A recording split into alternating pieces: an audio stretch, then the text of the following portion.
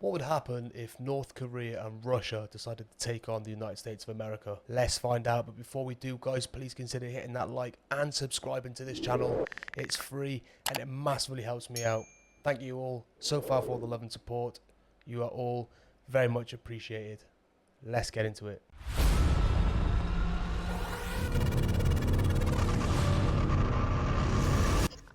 During the Cold War, the Soviet Union was North. Before we get into this, guys, this is Infographics. So it's an American YouTube channel. I highly recommend you go and checking them out.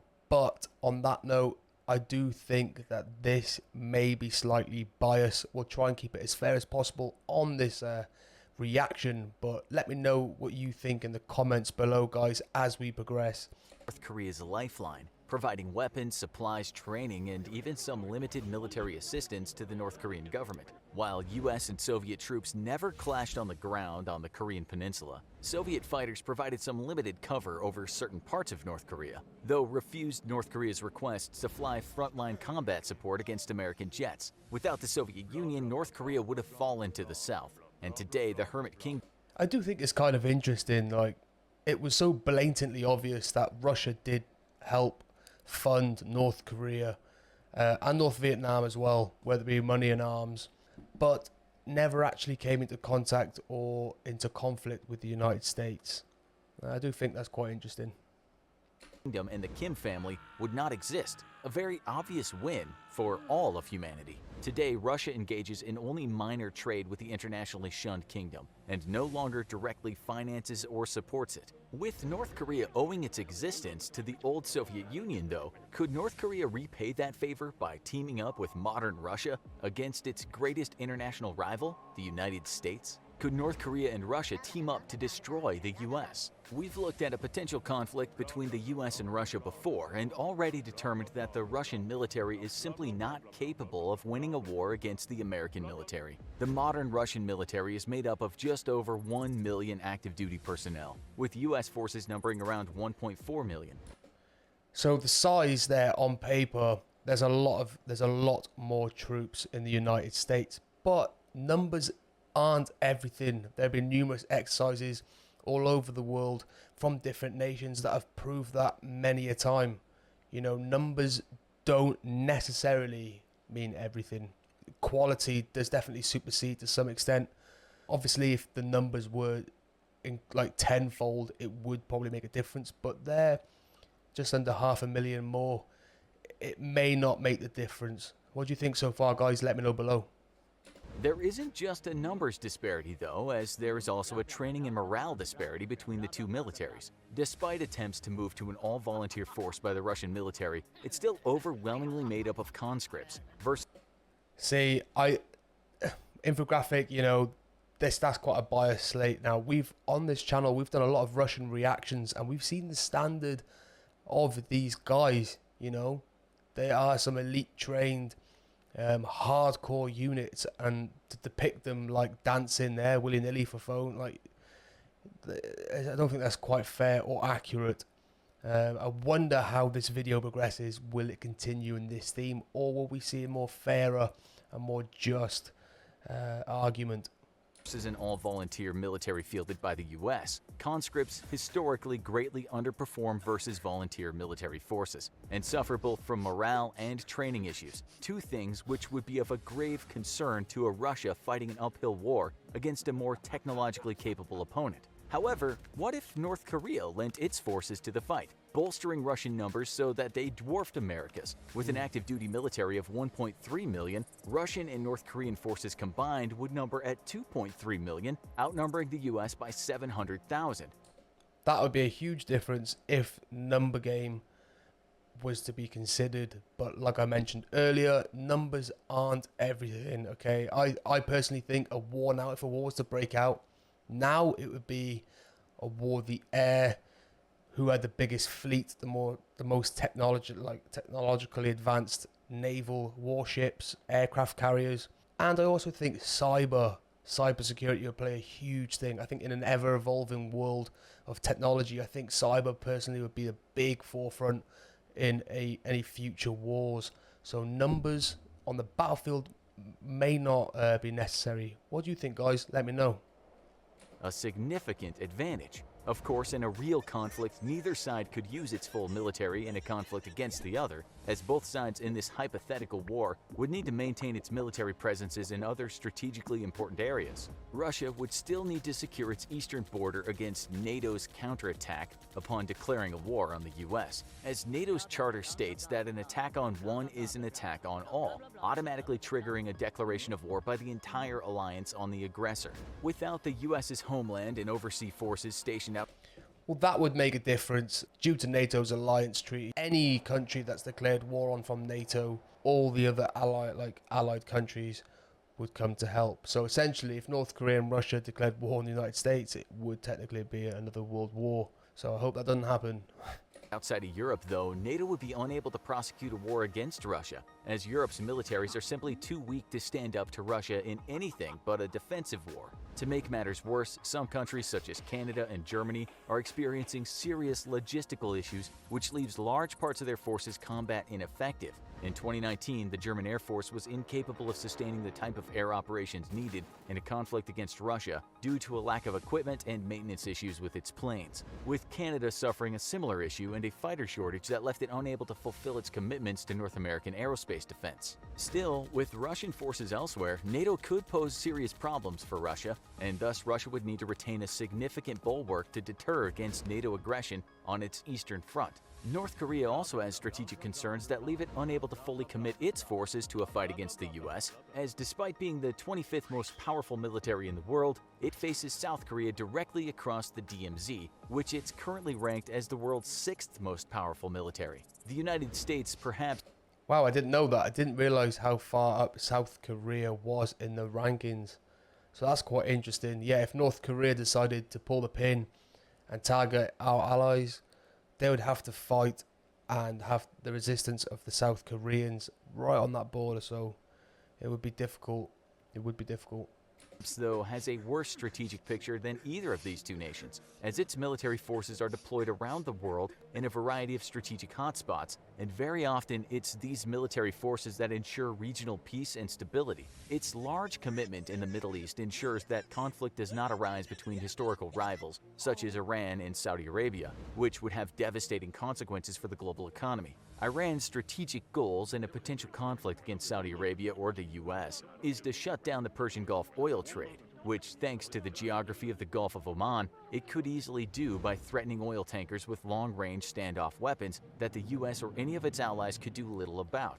Iranian special forces could even scuttle a tanker in the Suez Canal, yet another military objective of Iran in case of a war, which would choke off one of the world's most important trade arteries for weeks, possibly months. In the South Pacific, US forces help maintain the balance between China and its neighbors, with China being a particularly bad actor in the region and bullying or outright stealing territory and resources from nations like the Philippines, Vietnam, and others. China and Japan, longtime rivals, also rely on the U.S. presence to maintain stable relationships, with the threat of American firepower backing up its.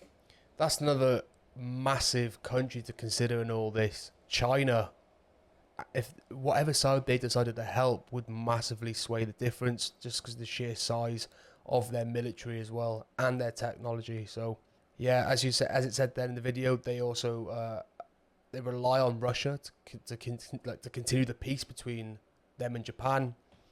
They could turn on the United States in this instance. Japanese allies, keeping China's behavior in check. Realistically, both sides could only count on perhaps half of their total military power in a conflict against the other. Though, in this regard, the US has an advantage as it has long operated its military under a doctrine that states it must be able to fight and defeat two near-peer adversaries simultaneously anywhere in the world. For this reason, the US maintains the world's largest sea and airborne mobility fleet, allowing it to quickly move forces around the world to end. This is what I was alluding to earlier. I personally believe that the war over the future will be won in the air and by the sea. If you can dominate the air, i.e. the best fleet, the best air force in the world, you are at the advantage of winning that war.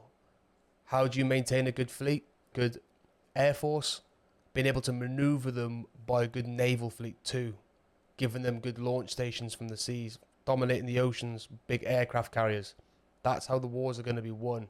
And America does have the best navy and air force in the world by sheer technology and size. So already they have that massive advantage there.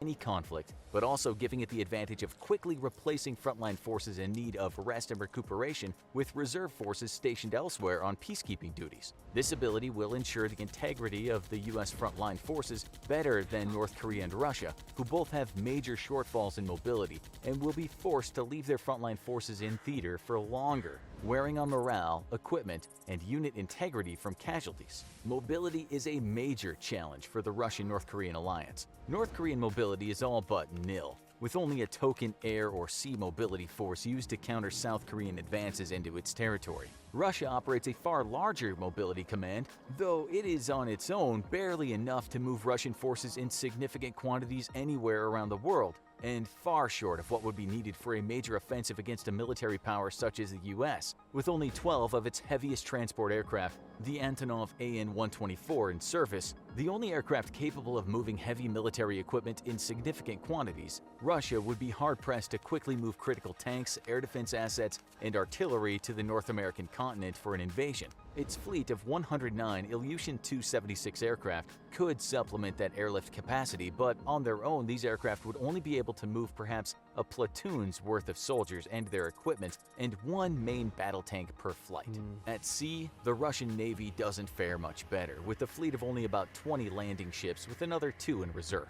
Each of these ships could carry around 20 tanks and up to 425 troops, and even if Russia could muster its entire mobility fleet at once, which is not realistic as due to the maintenance and retrofit requirements, no navy on Earth ever has full use of all of its ships at one time. Russia could still move 440 tanks and perhaps 2 regiments of infantry per sortie.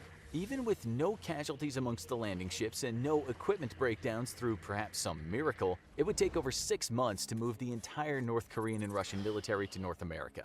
Deciding on where to land in the US, though, would be vital for the Russian-North Korean alliance, and there are few good options. Even if we ignored the reality of NATO or South Korea, Australia, and Japan coming to the US's defense, and Russia could concentrate its forces for an assault on North America, it would still need to get through the teeth of the American Navy. An invasion of America would require months of preparation, moving naval and air assets to Russia's west coast, which would afford the US just as much time to prepare to counter such an invasion.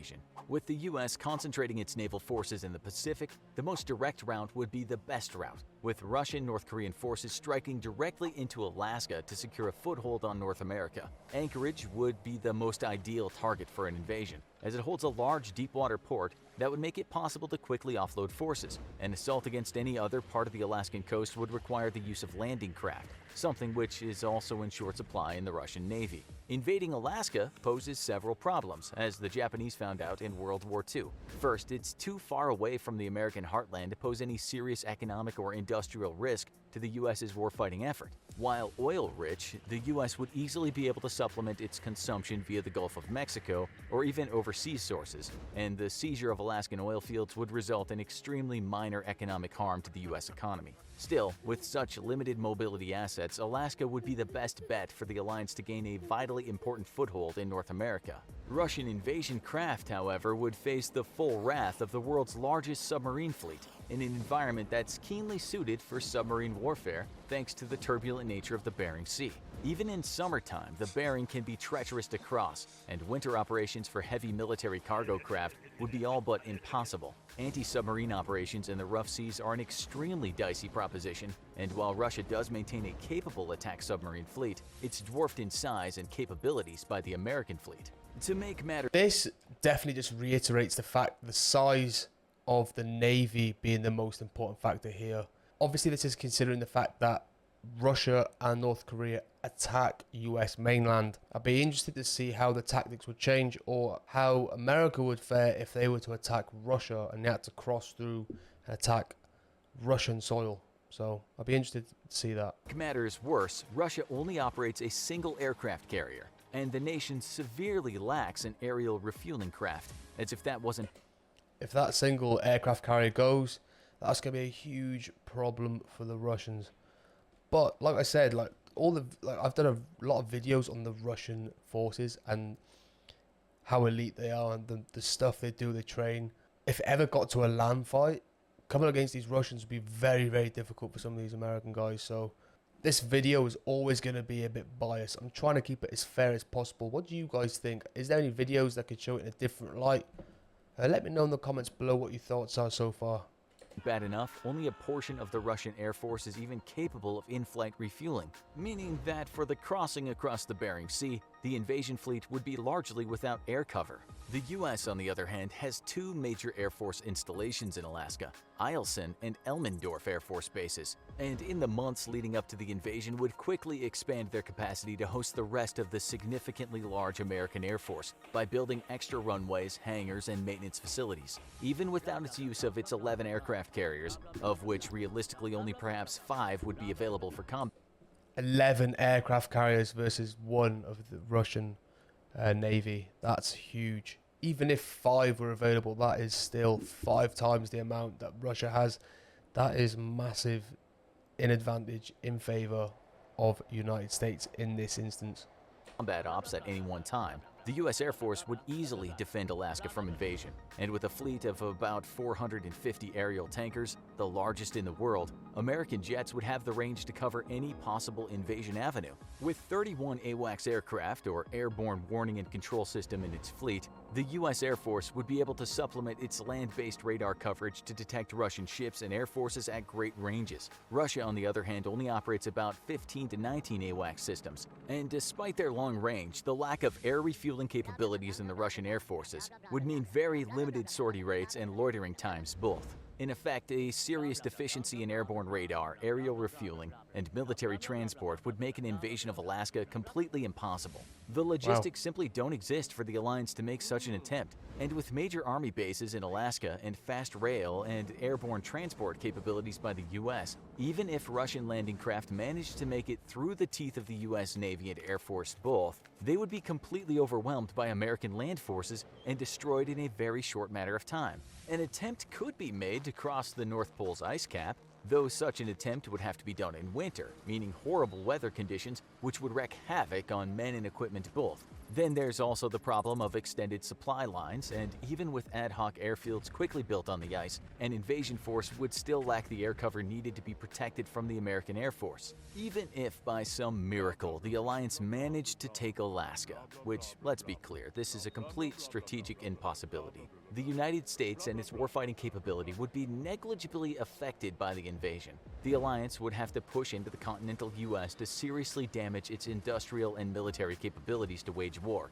and that would mean pushing through Canada and adding yet another combatant to the fight, as Canada would under no circumstances allow such an invasion force to simply stroll through its territory. To make matters worse, the force would have to move through very difficult terrain which would heavily favor American and Canadian defenders, and as it moved further and further south, it would face even greater numbers of American air forces. In Alaska, American air forces would be limited by the physical space available on the airfields to host them.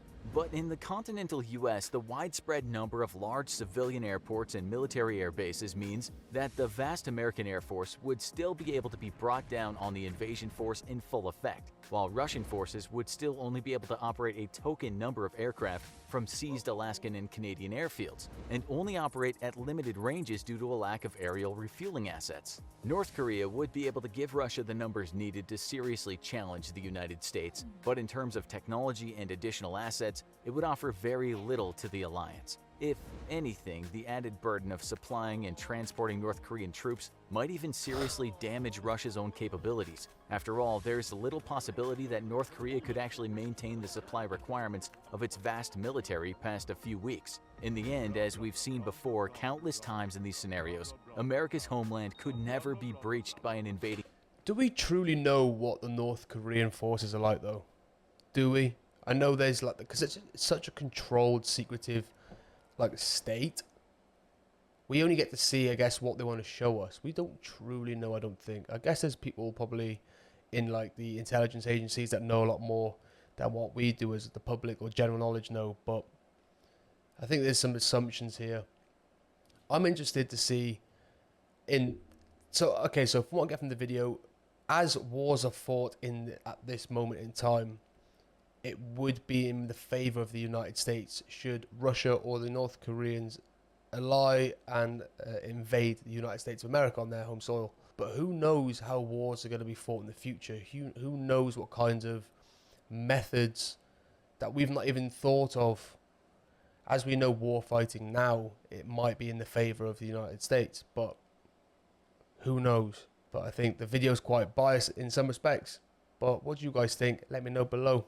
Force due to the current lack of mobility and logistical support aircraft and ships amongst the world's navies. If any nation on Earth were to attempt it, they would need to heavily invest in building at least as large a mobility and logistical fleet as the US, because it doesn't matter how many guns you have, if you can't move them in significant numbers quickly enough, any invasion is bound to fail. Want to see how the US... So there you have it, guys. Thanks for watching the video. I'll see you in the next one.